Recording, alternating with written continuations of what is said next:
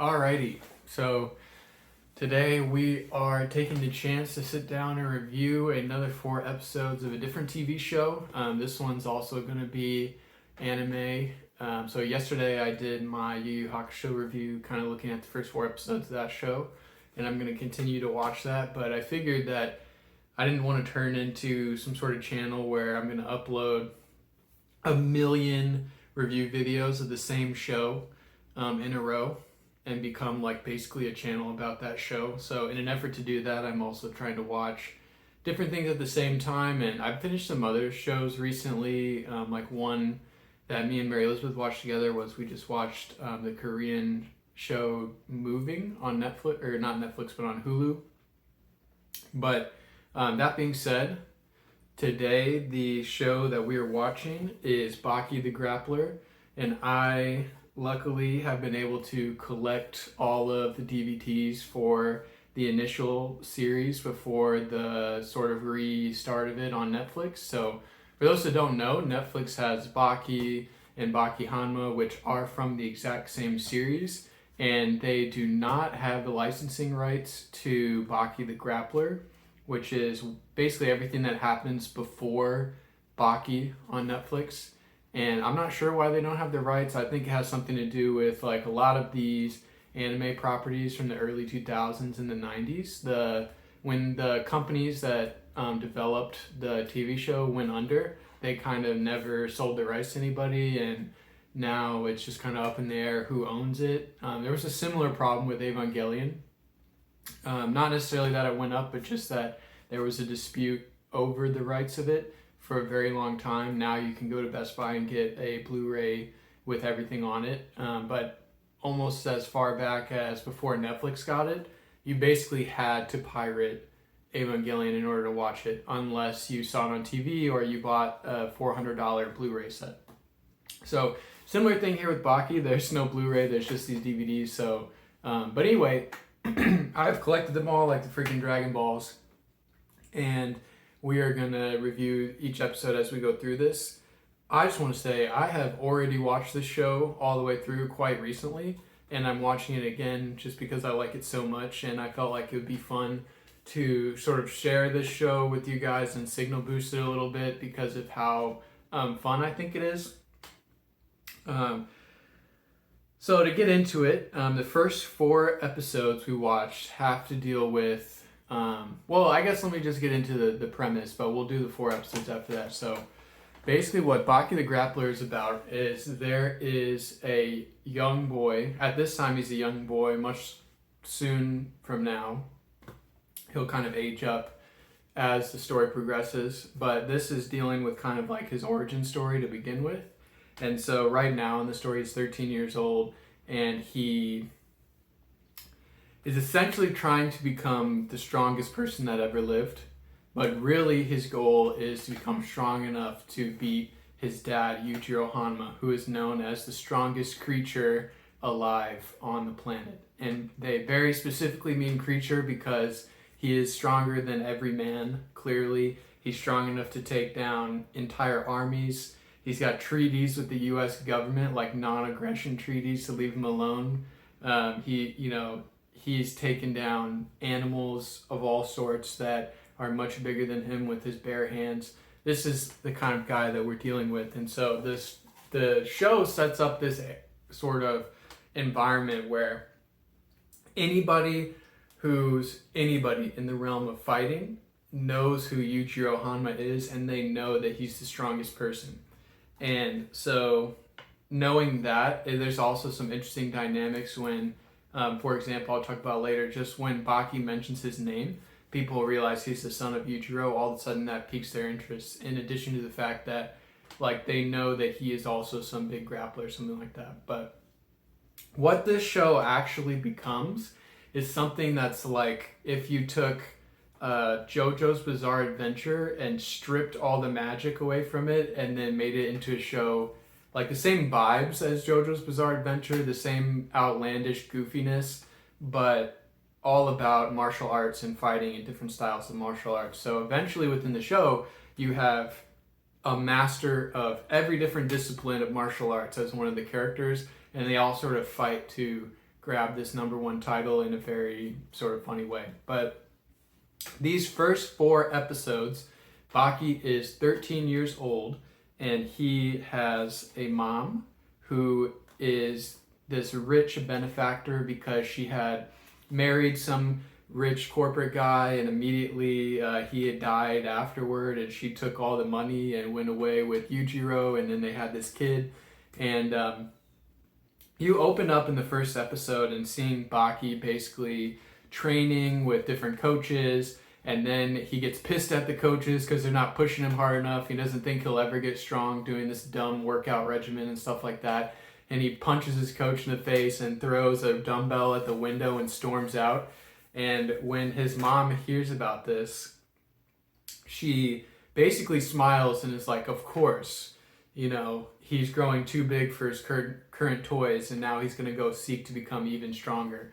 And at the time, we don't really know why she has this weird disposition, but we'll find out in a little bit. But actually, even before that, the show's first scene opens up to Baki versus 100 random hoodlums in the neighborhood that have been paid to fight him and hopefully defeat him, but it doesn't work. He takes out 37 dudes before they all just start running away because they see the cops. And there's obviously some funny, campy lines of, this dude walks up and he's like, there's 100 of us. What are you going to do? Some 13-year-old kid? And he's like, to me, you are only 4 people. And what he's kind of talking about is that at any given time, only 4 people, even if they all crowd him in a big circle, can fight him at one time. And so it's not really Baki versus 100, even though it is. It's really Baki versus 4. But just little goofy lines like that where they're trying to be badass is just sprinkled throughout the whole show. And I just enjoy it a lot. But this show, the first episode, you've got Baki versus 100 people. You've got him storming out on his trainer, and you get to see his mom a little bit and see her dynamic as she's sort of this rich person, but he doesn't even live with her. He lives in his own place, and around his house, it's all the street gangs have spray painted like F you Baki, we hate Baki, Baki should die, all this kind of stuff, because all these guys in the local area that are supposed to be big bad dudes, some 13-year-old kid is dusting them on a regular basis, right? So the next episode kind of goes into a similar theme where Baki is trying to find ways to become stronger, and he currently hasn't figured out what that next step is going to be. And so he goes to a boxing gym where the current welterweight champion of the world, Yuri Chekhov, is fighting. And Yuri is a descendant of the Shigil Mongolian tribe or something like that. And they say that, even they have a strong warriors fighting spirit, and even Genghis Khan feared the Shigil. And that's very strong to this guy's character. And first you see him as a boxer fighting this random Muay Thai champ, and he dusts that dude. And then Baki's just sort of training in the corner of the gym. And Baki's like, I want to fight you right now. I hear you're finding trouble finding people to spar with. You should spar with me. And he basically calls him straight out in the gym, and all these people in the gym are like, what the, what is this 13-year-old going to do to the champion? And but the guy sees something in Baki's eyes, and he saw him kind of how he was hitting the heavy bag and destroying the crap out of it. And so he was like, bet, let's fight. And the two of them do fight, and they almost, this is another Baki thing where, even though it's ridiculous that this adult is fighting this child, Baki holds his own in a certain respect, and there's a mutual respect between all these different fighters. So there's a moment where it's oh, you're not going to fight this kid. And he's basically no, this kid came to me as a man. He wants to fight. We're going to fight. And I'm going to, because I respect him as a warrior, I'm not going to hold back. And I think obviously that stuff is just some testosterone related things. But I just love that as a concept, the idea of honor and going all out of respect and stuff like that. Let alone, this show has some things where like this, it's clearly was like a lower budget anime in the past, and they have these revolving soundtracks that play a lot, but they're actually pretty fire.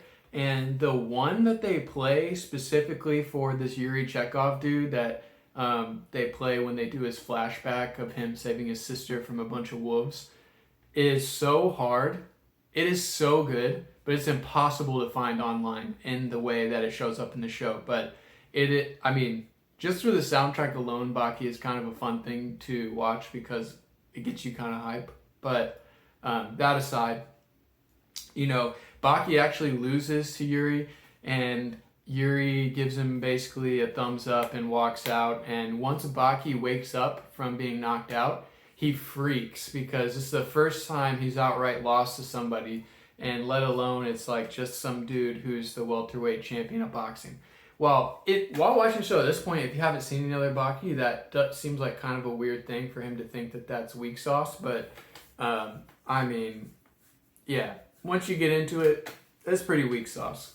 So Baki's resolution is he packs up a bunch of food. He packs up an entire basically weight set, you know, camping gear, the whole nine, puts it on his back. It looks like twice the size of his own body.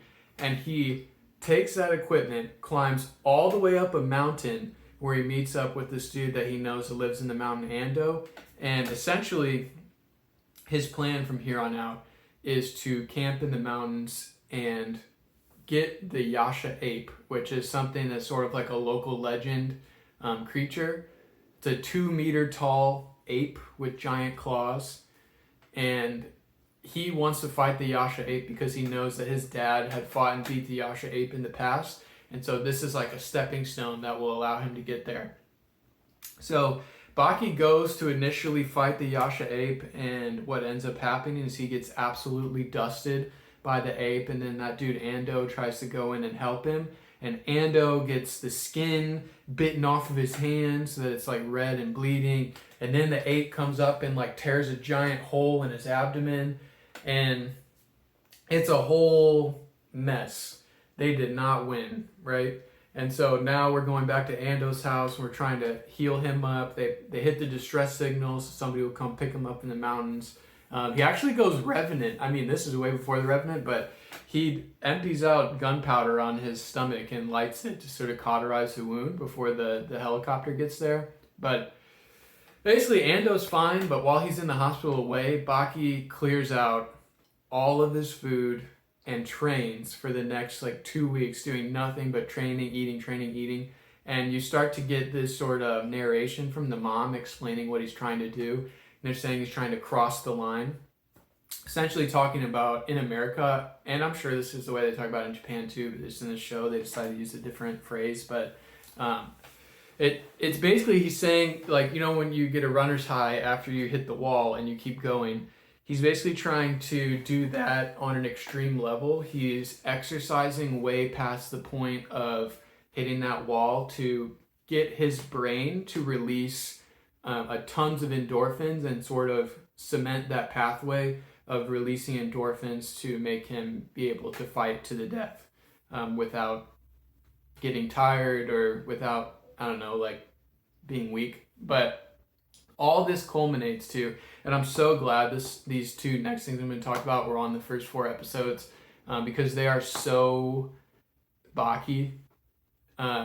This all culminates to him being atop of a mountain, and he is going to throw himself off this mountain, not only to engage with his endorphins by having a near-death experience, but essentially every single grappler, like his dad, who has reached the highest heights, has something called near-death focus. And the way to unlock this is essentially have a near-death event and cross the line with the endorphins and stuff like that, and then save yourself through that near-death focus. And it's one of the first times you get one of these just like so extremist moments from Baki, but it kind of makes sense. His only goal in life is to beat his dad, and we kind of figure out that that's to get the love from his mom, but that's a different story for another day. But his only goal in life is to beat his dad. He will not be able to do that if he cannot acquire this near-death focus. So him throwing himself off of this mountain head first is basically, off of a cliff head first is basically the trial. Like if he dies here, it's fine because he was never going to achieve his dream anyway. And if he doesn't die, then he gets near-death focus and he's one step closer. And so that's what happens. He throws himself off the cliff and acquires near-death focus. And now he's, like one step further to being ready for his rematch with the Yasha ape. Which I just think that's so Baki, but it's just one of those, like, it's what I mean when it's just so outlandish but cool at the same time, that sort of JoJo's Bizarre Adventure feeling to it. But I just love that. And then what we see on the side here is that the mom is trying to set up a fight between one of my favorite characters in the show, but right now obviously hasn't been very developed, but Hanayama Koru is basically, he is a 15, 16-year-old Yakuza leader who is taller and bigger than any other dude in the show, and he has a grip strength to where if he grabs your arm with both hands, he'll make the skin in between explode. Just from the force, the sheer pressure of him holding it and pushing it together. And so in the world of like people who fight each other trying to be the strongest, this dude is a big dog.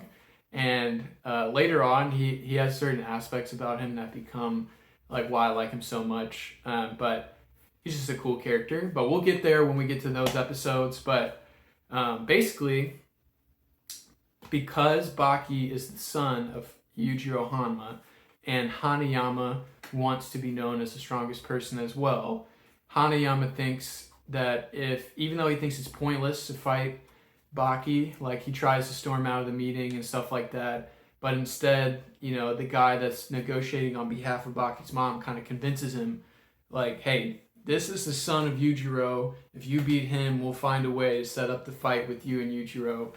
But, you're not even going to be able to touch him if you can't even beat his son. And we're going to pay you to do that. And so once this happens, basically Hanayama's on board, because just like in the show, everybody that's a big fighter, they get so excited by the opportunity to fight another strong person. And so hearing that somebody that's similar to his age, that is the son of the greatest, the strongest creature alive, this is something that excites him, and he's trying to find him and hunt him down and fight him.